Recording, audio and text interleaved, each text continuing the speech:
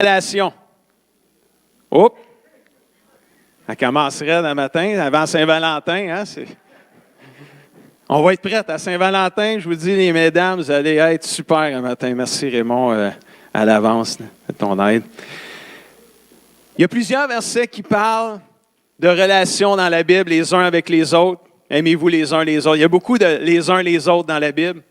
Mais il y a aussi plusieurs types de relations dans la Bible aussi. Il y a la relation mari et femme, il y a la relation parents-enfants, frères-sœurs d'une même famille, mon oncle, ma tante, neveu, nièce, cousin, cousine, amis. On a des relations d'amitié. On a employeur-employé. On a la relation avec la belle famille qu'on voit dans les Écritures. On voit la relation des autorités envers monsieur et madame tout le monde, ou les citoyens. On a la relation, si on s'ajoute à l'Église, si on rajoute l'Église, on a la relation des leaders, des pasteurs avec les membres, les fidèles de l'Église. On a la relation de la famille de Dieu, les frères et les sœurs chrétiens. On a la relation croyants et non-croyants. Et ça finit plus. Beaucoup de relations. Il y a ultimement notre relation avec Dieu le Père, le Fils et le Saint-Esprit. Plein de types de relations. Et je crois que la vie chrétienne, et la vie en général, c'est une vie de relation, mais la vie chrétienne encore plus, c'est une vie de relation. C'est une vie relationnelle. Et je crois que nos relations sont importantes pour notre santé spirituelle. Vous savez que la majorité de nos conflits, puis si vous ne savez pas, ben là, vous l'apprenez, la majorité de nos conflits affectent nos relations. L'ennemi de nos âmes, le diable, le sait très bien et il fait tout en son pouvoir pour diviser, briser nos relations. Il sait qu'un chrétien qui a de saines relations sera un chrétien spirituellement en santé, un chrétien d'impact pour le royaume de Dieu. Il sera dangereux contre le royaume du malin, puis le diable, il sait ça. C'est pour ça qu'il travaille fort pour briser les relations qu'on peut avoir. Et surtout, les relations dans l'Église entre chrétiens. Puis j'ajouterais la relation entre Églises aussi. S'il peut défocuser notre focus sur les âmes perdues, sur d'impacter le royaume de Dieu, puis qu'on puisse se chicaner entre nous, là, se replier sur nous-mêmes, il va essayer de le faire. C'est important, nos relations, frères et sœurs. Et j'ai le goût de vous parler de 4 tueurs de relations. Il y en a plus que ça, c'est sûr, mais je ne veux pas vous garder jusqu'à minuit à soir. Fait que 4 tueurs de relations. Puis vous savez que moi, j'aime les acronymes, les acrostiches, je ne sais pas comment ça s'appelle, là. Mais je prends le mot arme. Tant qu'à tuer, on va prendre une arme. Il y a 4 lettres avec arme, A-R-M-E. Puis avec les 4 lettres, on va découvrir 4 tueurs de relations. Mais il y a une arme à la fin que je vais vous partager qui, elle, va tuer les tueurs de relations. Ça va bien finir. Mais avant, partageons quelques pensées de tueurs de relations. Si on commence avec Romains 3,10, la Bible dit « Aucun être humain n'est juste, pas même un seul. » Et ça continue, verset 23, ça dit « Tous ont péché et sont tous privés de la gloire de Dieu. » Puis on pourrait ajouter le verset 24 qui dit « Mais ils sont tous gratuitement justifiés, pardonnés, libérés, sauvés par la grâce de Dieu et la foi en Jésus-Christ et le sang de Jésus. Amen. » Mais le premier tueur de relations, ça commence par A du mot « arme », c'est attente, irréaliste et non comblée. Comme personne n'est parfait, il est évident que quelqu'un ne rencontrera pas nos attentes à un moment donné dans la vie. Et si vous êtes un couple marié, vu que c'est la Saint-Valentin, je vais peut-être prendre des images plus de couple et de mariage, vous vous en rendez vite compte que les attentes ne sont pas toujours rencontrées. Et même, tu te rends compte aussi que les attentes de ta femme ou de ton mari sont parfois irréalistes. Qu'est-ce que ça fait tout ça, là? Ça fait que, d'un côté, il y a les attentes, puis de l'autre bord, il y a la réalité. Tu t'attends à, mais des fois, la réalité, c'est différent. C'est bien différent. Fait que vous voyez, là, il y a un espace entre les attentes en haut puis la réalité plus bas. Puis là, il y a un espace là-dedans. Là. Puis dans cet espace-là, on a une réaction. À chaque fois que la réalité ne rencontre pas nos attentes, il y a une réaction. Et quelle est cette réaction-là? Bien, on a le choix, premièrement, de réagir négativement en critiquant, chiolant et maugréant. Ou on a le choix aussi de réagir positivement en comprenant quelqu'un dit Amen. Oh, wow! Dans un couple, ça pourrait ressembler à ceci. Négativement, elle est toujours en retard. Elle ne fait pas attention, elle ne regarde pas jamais sa montre, elle ne m'avertit pas, elle ne me texte pas, elle ne me respecte pas, elle n'est pas une femme de parole, attends, mais qu'elle arrive à la maison. C'est une genre de réaction négative d'une attente non rencontrée. Tu t'attendais qu'elle arrive à 5 heures, puis là, il est juste 5h05, puis elle n'est déjà pas arrivée, puis tu es déjà choqué. J'exagère, c'est sûr, là. Mais il y en a qui rient parce qu'ils se rappellent de réactions qu'ils ont eues. Puis là, il y en a qui me regardent, puis ils ne sont pas mariés, puis ils disent « Oh non, moi, il n'y a pas de danger, pasteur. Attends, c'est pour tout le monde, ça. » On a toutes des attentes, à un moment donné, non rencontrées. On s'attend à des choses et ça n'arrive pas comme on s'attendait, on a une réaction. Tout le monde vit ça, là. Puis je crois, là, je ne me tromperai pas, là, on pourrait faire le tour de tout le monde, là, mais on ne le fera pas. Je crois que tout le monde a eu une réaction au moins négative une fois dans sa vie, d'une attente qui était non rencontrée. Puis là, je vous aime quand je dis une rencontre. Positivement, ça pourrait ressembler à ceci. Ah, elle est en retard, c'est vrai. Et ça, c'est la réalité, là. On n'enlève pas la réalité, mais la réaction positive avec compréhension, je sais qu'elle est en retard, mais il y a sûrement une bonne raison pourquoi elle est en retard. Je ne m'inquiéterai pas, on va en jaser, mais qu'elle arrive. C'est différent, ça, là. C'est très différent. Puis même, la madame est contente quand elle arrive à la maison en retard, qu'elle ne t'a pas averti, puis que tu arrives en comprenant, puis « Chérie, es-tu correct? Ça va-tu bien? Tu arrives en retard, il est-tu arrivé quelque chose? » Hey, ça change la game que d'y tomber dessus, là. Avec les années, on s'est parfois, peut-être, je dirais pas, j'en ferai pas une déduction, mais avec les années, on s'est peut-être parfois habitué à réagir négativement devant nos attentes non rencontrées. Et si on ne corrige pas cette réaction négative-là, l'amour dans notre relation de couple va continuer de s'éteindre. Et ça s'applique à n'importe quelle relation. Là, je l'ai appliqué à une relation de couple, mais ça peut s'appliquer à n'importe quelle relation. Si nos attentes sont trop élevées, parfois irréalistes, elles ne seront pas comblées, c'est inévitable, ce qui nous amènera à réagir négativement ou positivement. Les couples qui restent en amour, après plusieurs années, puis je dirais les relations d'amitié qui demeurent après plusieurs années, mais là, prenons les couples. Les couples qui restent en amour après plusieurs années ont appris à réagir positivement avec compréhension quand la réalité n'était pas comme les attentes. Ils ont appris. Au début, c'était négatif, mais ils ont appris à comprendre, à réagir avec compréhension. Quand vous voyez un couple qui est encore en amour après plusieurs années, ça veut simplement dire que ce couple-là a appris à réagir positivement et avec compréhension. Premier tueur de relation, les attentes irréalistes et non comblées. Si on lit le Proverbe chapitre 12, verset 18, « Une personne qui dit n'importe quoi blesse comme une épée. » On entend ça, c'est n'importe quoi. Et on entend ça, cette expression-là, n'importe quoi. Mais personne qui dit n'importe quoi blesse comme une épée. Puis elle ne s'en rend peut-être même pas compte qu'elle a blessé.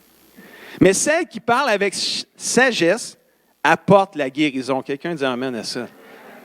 Est-ce que tu dis n'importe quoi? Ou est-ce que tu parles, puis quand tu parles, tu apportes la guérison? Proverbe 16, verset 24. « Des paroles aimables sont comme le miel. Elles sont douces pour le cœur et elles font du bien au corps. » Moi, je lisais ça, là, puis je disais, wow, amen, c'est donc bien bon, ça. Des paroles, l'impact de nos paroles, hein, les paroles aimables sont comme le miel, c'est doux pour le cœur, mais ça fait du bien au corps, au body. Là. C'est bon pour la santé, des paroles aimables. C'est ça que ça veut dire. Alléluia. Quand on communique des paroles aimables, donc, le deuxième tueur de relation, ça commence par R, c'est le relâche. Là, je trouve de quoi qui commence par R. Arme, il n'y a pas de P pour parole. Fait que j'ai trouvé relâche. Puis je suis allé voir la définition du mot relâche. Savez-vous, c'est quoi la définition du mot relâche? C'est manifester verbalement, là, c'est nos paroles, son mécontentement et sa mauvaise humeur. C'est ça, râler. Aïe, aïe. Il y en a encore qui rient, puis... Tu sais, il y en a qui râlent, c'est comme ronfler, là. Il y a un bruit, là. Râler, là, mais c'est pas ce râlage-là qu'on parle, là. On parle de ceux qui chialent, là, finalement, là, qui se plaignent. Quelqu'un qui chiale souvent, qui se plaint constamment, qui réagit négativement, éloigne les gens de lui ou d'elle. Ce n'est pas agréable d'être en relation avec une personne qui se plaint tout le temps, qui chiale tout le temps.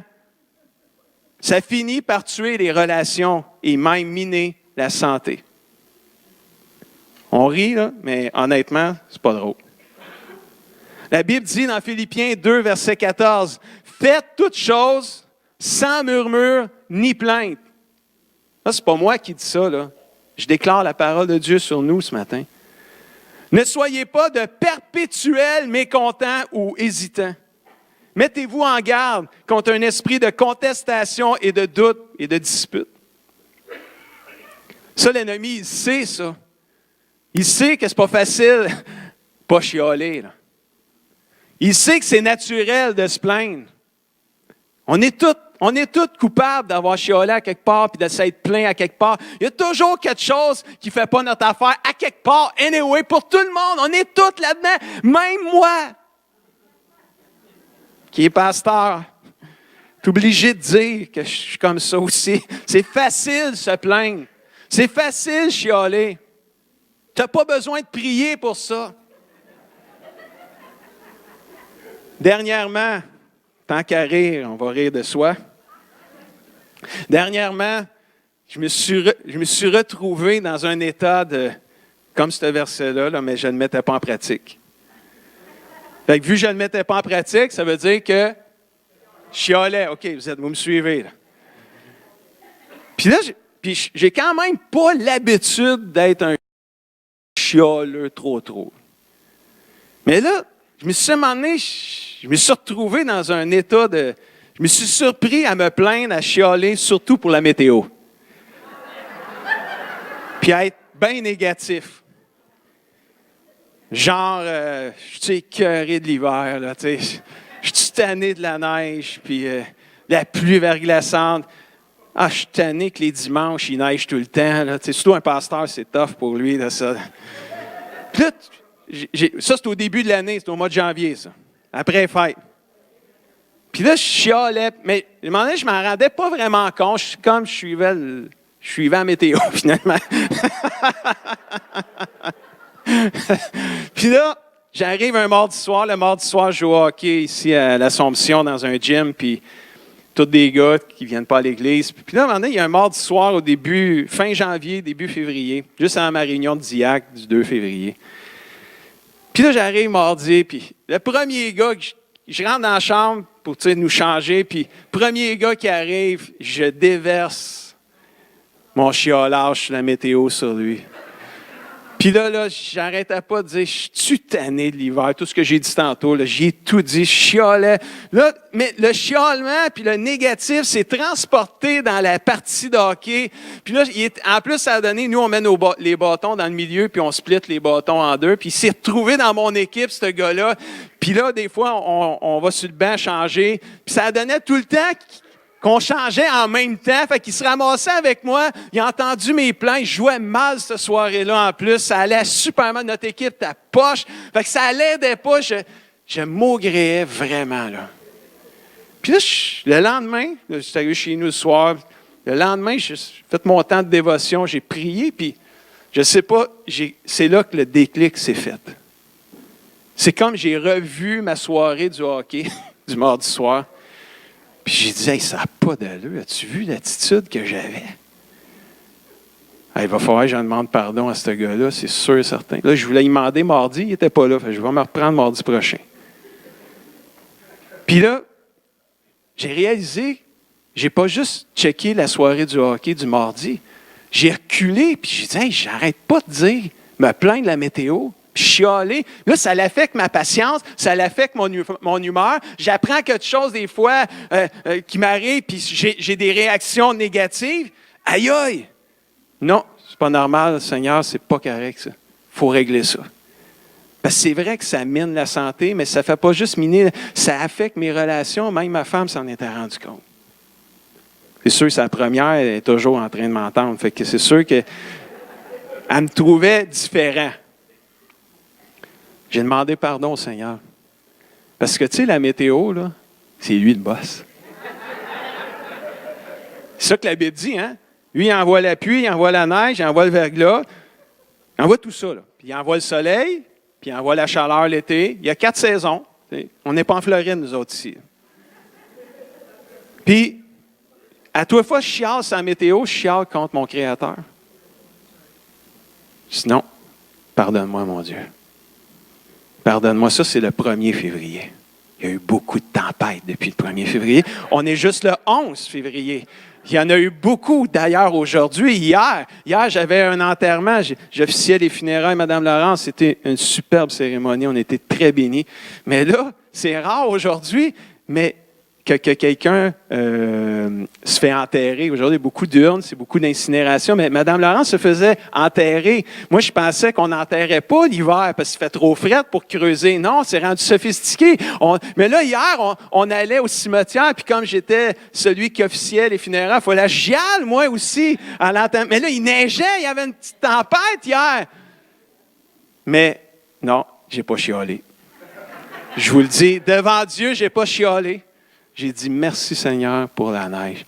Permets-moi de savourer ce moment-là avec eux. Ça change tout, mes amis. Je vois la météo, il annonce la neige. Je dis, merci Seigneur. Permets-moi de savourer cette journée-là, puis protège-moi sur la route quand je suis sur la route. Puis si je n'ai pas à sortir, c'est garanti que je ne sors pas, c'est sûr. Mes frères et sœurs, je vous partage. On vit toutes des saisons comme ça dans la vie. Moi, ça m'arrive, je suis encore par ça m'arrive encore, je vous le partage. Mais l'important, là, c'est quand tu le réalises, c'est de changer. C'est quand tu réalises que tu as glissé, tu as tombé, c'est de se relever. 7 fois, le juste tombe et il se relève, dit la Bible. Mais le plaignage, le râlage, c'est un tueur de mariage, c'est un tueur de relation, de tout. C'est bien plus fun être avec quelqu'un qui est reconnaissant, qui dit merci Seigneur en toute chose, que quelqu'un qui chiale tout le temps. Frères et sœurs, c'est pas de vous taper dessus, là, les uns les autres, ou les maris et femmes, puis de dire, hey, là, tu vas arrêter de chialer. Là. C'est Dieu qui change les cœurs en passant aussi. Laisse à Dieu de faire la job, mais prie Dieu, change mon mari ou change ma femme. Je vous dis, quand on change, puis nos attitudes changent, ça change toute l'atmosphère dans une maison puis dans une relation. Troisième, Psaume 130, versets 3 et 4. Seigneur, si tu gardais les fautes dans ta mémoire, qui pourra tenir debout? Mais toi, tu peux pardonner et ainsi on te respectera. Le troisième tueur de relation qui commence par M, c'est un manque de pardon. Je ne vais pas trop prendre de temps là-dessus parce que on en parle tellement souvent de l'amertume, du manque de pardon dans une année. Mais c'est toujours bon de se rappeler que si le Seigneur gardait nos fautes et nos péchés dans sa mémoire, il n'y a pas personne ici, incluant moi, qui pourrait tenir debout et survivre. Personne. Parce qu'on l'a lu au début, personne n'est parfait, pas même un seul. Si le Seigneur gardait nos fautes et nos péchés dans sa mémoire, personne ne pourrait tenir debout. Il y en a qui ont une mémoire incroyable pour se rappeler toutes les fautes que les gens peuvent faire autour d'eux autres. Ils oublient bien des affaires, mais il y a des fautes qu'ils ne sont pas capables d'oublier. Le Seigneur peut nous pardonner. Moi, c'est ça que j'aime du verset. On va leur remettre le verset. Là. Moi, ce que j'aime, là, c'est que s'ils gardaient, on ne pourrait pas tenir. Mais toi, là, tu peux pardonner. Puis ça, là, c'est de l'espoir pour toutes nous autres, ça. C'est de l'espoir pour toutes nous autres. Là, vous allez dire, ouais, mais là, c'est écrit, Dieu peut pardonner, nous autres, c'est plus difficile. Y a-t-il des gens ici qui sont enfants de Dieu, nés de nouveau ici? Ceux qui sont nés de nouveau, là, ma Bible, elle me dit que le Saint-Esprit, il vit en eux autres. Là. Puis la Bible, elle me dit aussi que le Saint-Esprit, dans Romains 5,5, je n'ai pas le verset à l'écran, mais dans Romains 5,5, ça dit que l'Esprit de Dieu qui vit en nous a répandu l'amour du Père dans nos cœurs. Puis il le répand encore aujourd'hui. Puis c'est peut-être vrai que c'est dur de pardonner pour un être humain. Humainement parlant, des fois, c'est difficile de pardonner. Mais quand Dieu vit en nous, puis si Dieu peut pardonner, alors si Dieu vit en nous, nous pouvons nous aussi pardonner. Alléluia. Puis il y a plusieurs personnes qui pourraient confirmer ce matin que le manque de pardon est un tueur de relations.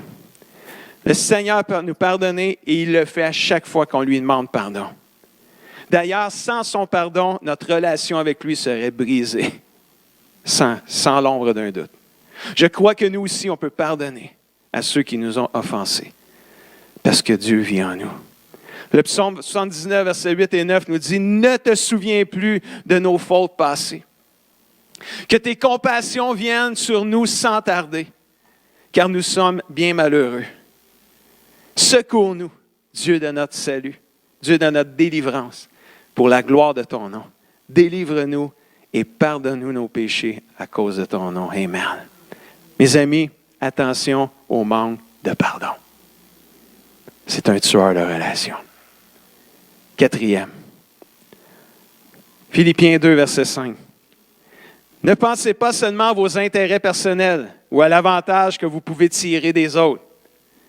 Désirez au contraire le bien de votre prochain et prenez ses progrès à cœur. Wow! Quel beau verset. J'imagine que vous savez, ça va être quoi le quatrième tueur de relations qui commence par E et que vous êtes bon. L'égoïsme. L'égoïsme, comme le verset le dit, c'est passer ses intérêts en premier, puis peut-être les autres en dernier. Des fois, on ne se rend même pas aux autres. On reste juste sur nos intérêts. On ne se rend même pas à l'autre. À la racine de tout conflit dans une relation, que ce soit une relation de couple, que ce soit une relation d'amis, peu importe la relation, soit boss-employé, boss-patron, là, ben, ça c'est la même affaire, boss-patron, mais l'employé, l'employeur, le travailleur, puis le boss, peu importe c'est quoi la relation.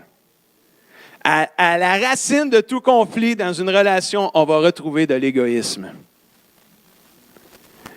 L'expression anglophone « me, myself and I », que moi j'ai traduit « je me moi ». Cette expression-là, le « me, myself and I », se retrouve au cœur de toute dispute et au cœur de la grande majorité des plaintes que nous disons. Mes attentes. Je, mais, moi. La Bible dit dans Romains 12, 15, « Réjouissez-vous avec ceux qui sont dans la joie, pleurez avec ceux qui pleurent. » Avec certaines personnes, on y arrive assez facilement. Avec d'autres, c'est bien plus difficile. Avec d'autres, c'est parfois le contraire. On se réjouit quand ils pleurent, puis on pleure quand ils se réjouissent. Il y a un sentiment de jalousie qui vient dans notre cœur. Puis encore là, si on rit, c'est probablement parce qu'on comprend. On l'a expérimenté. Moi, je deal avec ça, souvent. Ah oui, pasteur? Oui. Je deal avec ça. Je ne sais pas si je suis tout seul à dealer avec ça, mais je vous le dis que je deal avec ça. Il y a des fois, là, il y a quelqu'un qui vit de quoi de bien, puis c'est comme, oups, ça pince en dedans. Puis tout de suite, c'est le fun, parce que quand ça pince, ça me le dit. Ça me dit de me watcher, ça me dit de faire attention, ça veut dire, oh, Guy, réjouis-toi. Le diable, il sait, il veut briser nos relations. Il veut briser nos relations. Seigneur, je veux me réjouir avec cette personne-là. Je veux me réjouir avec cette Église-là.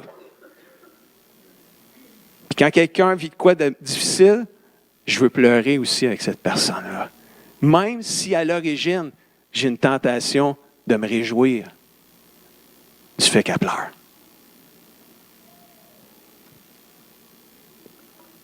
Frères et sœurs, attention aux tueurs de relations. On a un diable qui travaille fort pour briser les relations. Il veut les tuer, les relations. Il veut tout faire pour que ça ne marche pas dans ta vie. Il veut tout faire comme chrétien pour ne pas t'aider d'impact. L'égoïsme est le plus grand tueur de relations. Il englobe les attentes non comblées, parce que les attentes non comblées, c'est mes attentes qui sont non comblées. Alors, mes attentes ne sont pas comblées, alors je réagis. Pas toujours positivement. Ça englobe l'égoïsme, englobe le râlage. C'est rare que tu vas chialer pour les intérêts d'un autre.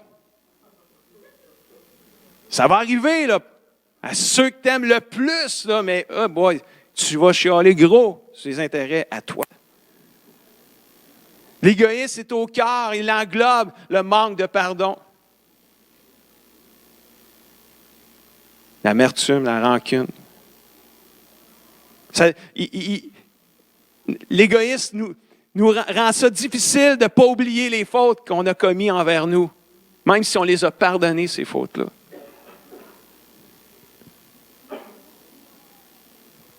Attention à tous ces tueurs de mariage-là. À tous ces tueurs de relations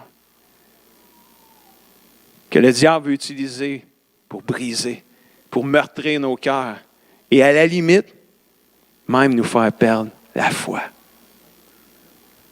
Combien de gens ont été blessés, brisés par une relation avec un chrétien? Par une relation avec un leader, un pasteur. Combien de gens j'ai entendu, l'Église. C'est pas Dieu le problème, c'est l'Église. Je l'ai entendu combien de fois? Moi, je ne pointe pas personne, c'est juste pour vous montrer le jeu du diable. Il veut briser les relations. Puis quand ça va bien, il va trouver d'autres choses. Puis là, il y a des chrétiens sur la planète Facebook. Il y en a beaucoup. Puis là, tu regardes, au lieu d'annoncer la bonne nouvelle, il se trouve à écrire plein d'affaires où on se lance des flèches les uns les autres. Oh, les églises, là, ils ont toutes... Non! On dit toutes sortes de choses sur l'Église. Savez-vous c'est qui l'Église? Non, c'est l'épouse de Jésus. C'est sûr que c'est nous autres, là. Je sais que c'est nous autres. Mais si tu dis l'épouse de Jésus, là, ça punch un petit peu plus. Tu es quelqu'un qui a le goût de parler contre l'épouse de Jésus-Christ, tu vas avoir affaire à l'époux. Hein? Moi, je le sais, là, je ne peux pas parler contre Francine parce que j'ai un Mario qui m'attend, là. Oui, hein? Ça peut être dangereux, hein? T'as intérêt à être fin, hein, pasteur? Hein? Sors-les tes mots les plus gentils, là. T'sais. Fais attention comment tu parles de ma femme, là. Puis, tu sais, on rit, là. Mais c'est comme ça que l'épouse de Christ. À toute fois qu'on plante l'Église de Jésus-Christ, on plante l'épouse de Christ. T'imagines-tu comment on blesse le cœur de Jésus? On est mieux de faire attention. On est mieux de voir derrière les blessures qu'on a, derrière les attentes qu'on a, qui ne sont pas rencontrées, derrière tout ça, avant de commencer à déclarer des choses, on est mieux de faire bien attention à ce qu'on dit. Parce qu'on déclare des jugements, puis si on juge, on va être jugé de la même manière, frères et sœurs. On est bien mieux de faire attention avant de déclarer des choses. Je pense qu'on est mieux de remettre toutes choses entre les mains du juste juge qui est Dieu Tout-Puissant. S'il y a quelque chose qui n'a pas ton affaire, là, prie. Puis tu peux aller voir les pasteurs. On peut en jaser, on peut en discuter. On peut dire la vérité avec amour, nous dit les Éphésiens. Mais pas pour détruire, pas pour abaisser, pas pour écraser, mais pour construire, bâtir et édifier. Alléluia. Parce que celui qui dit la vérité avec amour, c'est exactement ça qu'il fait. Il fait ça pour bâtir, construire et édifier et faire grandir. Je crois qu'avec le Seigneur, il est possible que nos relations soient fleurissantes. Je prie même que le ciel s'ouvre sur nos relations, parce que quand le ciel s'ouvre, tout est possible. Alléluia. On va inviter le Ben à s'approcher. Pas juste Ben, mais le Ben. L'équipe de louange. Amen. Quand le ciel s'ouvre, tout est possible. J'aimerais partager avec vous 1 Corinthiens, chapitre 13, versets 7 et 8, qui nous dit ceci dans la version Parole vivante. Portez bien attention, parce que c'est une belle définition de l'amour. L'amour couvre tout. Savez-vous que ça inclut tout? C'est tout. Tout inclut tout, n'exclut rien. C'est quand même vrai, là. L'amour couvre tout. Il souffre. Ça souffre. L'amour souffre. Oui. Parce que quand on aime, des fois, ça fait mal. L'amour souffre, endure et pardonne. Merveilleux. Et si l'Esprit Saint vit en moi, et si l'Esprit Saint répand l'amour, écrit là, l'amour du Père agapé, répand l'amour de Dieu en moi, ça veut dire que moi aussi, je peux tout couvrir, je peux souffrir, endurer et pardonner. L'amour sait passer par-dessus les fautes d'autrui. Autrui, c'est mon prochain, là. Aimer, c'est faire confiance à l'autre et attendre le meilleur de lui. C'est espérer sans faiblir, sans jamais abandonner. Wow! C'est savoir tout porter, tout surmonter. L'amour n'aura pas de fin. L'arme la plus puissante pour tuer les tueurs de relations. C'est pas ça. C'est l'amour. J'étais supposé d'avoir une chose sur l'amour. C'est l'amour. Ce genre d'amour, comme on vient de le lire, est celui que tu veux vivre dans toutes tes relations.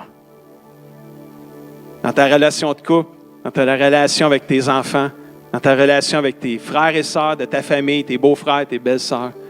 C'est ce genre d'amour-là que tu veux dans l'Église, dans la famille de Dieu. C'est cet amour-là que moi je veux de moi comme pasteur envers vous, les membres. C'est cet amour-là que je veux que je veux vivre, que je veux voir vivre parmi les enfants. Alléluia. Les tueurs de relations, là, c'est pas juste parmi les grands, ça commence vite avec les enfants. C'est pour ça, frères et sœurs, que dans le sous-sol, c'est juste parce que nous, ça donne que c'est dans le sous-sol. On aurait pu construire une église où c'est au 2e étage. Mais nous, dans le sous-sol, il y a une église d'enfants en bas. C'est pas juste une cave, là. C'est pas une garderie en bas, là. C'est une église d'enfants. Où est-ce qu'on a des pasteurs dans chaque classe. Alléluia. Moi, je les considère des pasteurs. Annie, là, Stéphane, je ne sais pas s'il est là, Stéphane, ou pas, il est en bas, probablement 12-15. Vous êtes des pasteurs pour nos enfants. Tous ceux qui enseignent l'école, le CCDM Kids, l'éducation chrétienne, vous êtes nos pasteurs pour nos kids. Priez pour le CCDM Kids en bas. C'est plus, c'est pas une garderie, c'est une église des enfants. C'est ce genre d'amour-là que je veux vivre dans toutes mes relations. J'espère que c'est votre désir à vous aussi. Si vous l'avez perdu en chemin, vous pouvez le retrouver. Alléluia. Oh yes. Rien ne se perd avec Dieu. Alléluia. Le Saint-Esprit vit en nous et répand cet amour de Dieu dans nos cœurs. J'ai pas le temps ce matin de tout expliquer la puissance de l'amour dans nos relations parce que c'est trop grand. Mais je désire vous inviter, puis c'est ça la slide qui m'a déjoué tantôt. Je désire vous inviter à une conférence qu'on va recevoir ici à l'Église, samedi le 24 mars, avec le pasteur Danny Silve, qui est pasteur de l'Église Bethel à Californie. Le thème de cette journée-là sera « Aimer intentionnellement ». tiré d'un livre que Danny a écrit, Keep Your Love On. Ils ont traduit ce livre-là en français, Aimer intentionnellement, mais la traduction littérale de Keep Your Love On, ça veut dire garde ton amour à on, mets-la pas à off. Et ça va être une journée où ce que Danny va prêcher 4 fois, va enseigner 4 fois sur le thème de aimer intentionnellement, sur l'amour. Il va développer là, tout ce que je viens de partager, il va le développer avec plus de profondeur encore. Et si ça vous intéresse, vous pouvez vous inscrire à l'arrière. On a jusqu'au 18 mars pour s'inscrire. C'est 40 $ pour toute la journée. Ça se passe ici même dans notre église.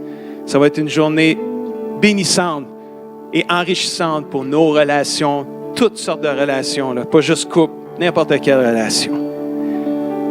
Cet amour de Dieu, nous rendra capables de réagir avec compréhension devant les attentes non comblées que nous affrontons régulièrement.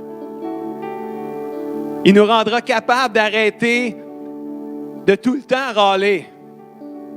Il nous aidera à dire des paroles qui vont construire, édifier et faire du bien à l'âme et au corps. Wow! Imagine-toi, là. On se dit des paroles valorisantes, là. Hier, on célébrait la vie de Mme Laurence. On a partagé tellement de choses. Et combien de fois on attend la mort d'une personne pour y dire tout ce qu'on a dit hier à Mme Laurence? C'était incroyable tout ce qui était dit hier, ceux qui étaient là. Mais on attend souvent à la fin de la vie, on attend qu'elle meure, puis elle ne l'entend même pas en plus. Elle était extraordinaire, elle était super, elle était wow. Y a-t-il quelqu'un qui a dit? Sûrement. Mais souvent, on attend la mort d'une personne, puis là, on défile le tapis rouge. Pourquoi qu'on ne le défilerait pas maintenant, le tapis rouge? Puis commencer à s'encourager, puis... Ah, pasteur, l'orgueil va embarquer. Ben oui, c'est sûr que l'orgueil va embarquer. L'ennemi va essayer de tout faire pour nous faire briser nos relations. C'est vrai, vous avez raison, on peut s'enfler d'orgueil, c'est vrai, mais on va-tu s'arrêter, s'encourager par cause de l'orgueil? Si on s'écrase, c'est pire que l'orgueil, ça. L'amour de Dieu va nous rendre capables de pardonner comme on souhaite être pardonnés nous-mêmes. Cet amour-là de Dieu répandu par le Saint-Esprit va nous aider à ne pas développer l'amertume, mais à pardonner comme on veut être pardonné. C'est cet amour-là qui va nous aider à faire passer les intérêts des autres avant les nôtres. Ça prend Dieu dans nos vies pour faire ça, frères et sœurs. Ça prend Dieu, c'est cet amour-là que c'est Dieu est amour. Quand tu as Dieu, tu as l'amour. Il est amour. Et c'est l'arme la plus puissante pour avoir de saines relations les uns avec les autres. C'est l'arme la plus puissante pour avoir des relations pures, vraies, authentiques. Pas parfaites, on n'est pas parfait. C'est pour ça que la Bible a dit que l'amour souffre, l'amour endure. C'est pour ça que la Bible dit que l'amour pardonne, l'amour supporte, l'amour croit, l'amour surmonte tout. Parce qu'on se fait mal des fois, mais quand l'amour qui couvre tout est manifesté, ça brise les plans de l'ennemi. Alléluia. Ça brise les ténèbres. Alléluia. Ça exalte le Dieu de gloire. Alléluia. Ça rend grâce à Dieu. Qui veut que cet amour-là grandisse en eux? Moi, je le veux. Est-ce qu'on peut se lever ensemble, frères et sœurs? Moi, je veux chanter Saint-Esprit. Je ne sais pas ce que tu voulais chanter, mais moi, je voulais chanter le chant que tu as chanté au début. Là, c'est trop puissant, ça. La présence de Dieu, là, c'est là qu'on va chercher l'amour qu'on a besoin, frères et sœurs. Avant de quitter, on a besoin de 2 couples pour combler les allées après-midi. Si vous avez à cœur de venir passer un temps avec une 50aine de personnes, juste aller à l'arrière. Les 2 premiers couples qui s'inscrivent, vous gagnez.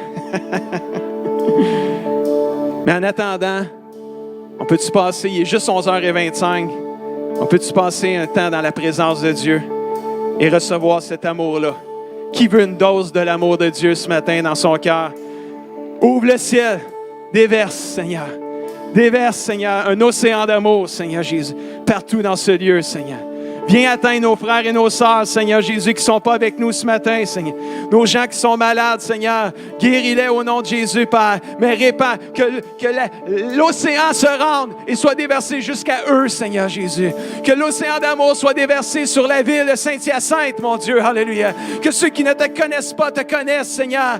Tombe en amour avec ton amour, Seigneur Jésus. Manifeste ton amour partout dans cette ville, dans cette province, Seigneur Jésus. Au nom de Jésus, nous le prions. Alléluia.